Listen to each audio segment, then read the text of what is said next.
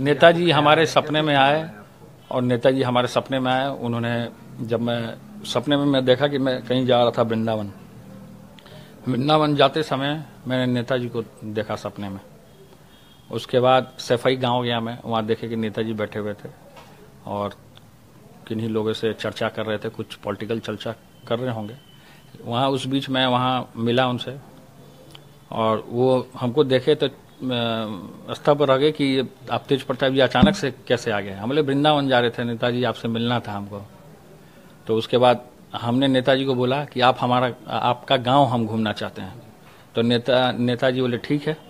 तो उसके बाद हम नेताजी को बोले कि आप साइकिल मंगवाइए, तो नेताजी और खुश हो गए। उसके बाद नेताजी के साथ हमने साइकिल पे बैठे और वो भी साइकिल पे बैठे। वो भी चला रहे थे मेरे साथ, वो मेरा राइट साइड थे, हम लेफ्ट साइड थे। वो भी चला रहे थे साइकिल और मैं भी चला रहा था। तो फिर कुछ दूर मैं गया तो वहाँ कोई गांव में टूटा पुल था, तो वहाँ पे कोई औरत थी, कोई महिला थी खड़ी, गांव की ग्रामीण कोई होंगी, तो वो खड़ी थी। तो नेताजी से उन्होंने पूछा कि नेताजी इधर कहाँ? तो हम बोले कि हम जा रहे हैं, ये तेज प्रताप जी हैं, ये बिहार से आए हैं, इनको हम लेके अपना गाँव घुमाने जा रहे हैं। तो नेताजी कहीं गाँव में ही किसी की शादी हो रही थी, उसमें सम्मिलित हुए, हमको भी सम्मिलित कराए। और उसके बाद मेरे कमरे में आ गया अचानक से नेताजी। तो कमरे में आए, एक बूढ़ा था बगल में, वहाँ बैठे हुए थे नेताजी। तो उसके बाद उनको मैं बोला कि आप सोफे पे बैठ जाइए।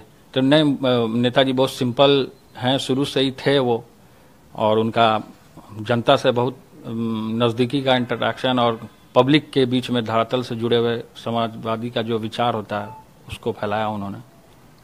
और मैं भी जमीन पे बैठ गया। फिर पॉलिटिकल चर्चा होने लगी नेताजी से। तो नेताजी ने हमें मार्गदर्शन भी दिया कि आप पॉलिटिकल आगे बढ़िए, हमारा आशीर्वाद है, सदैव आपके साथ रहेगा।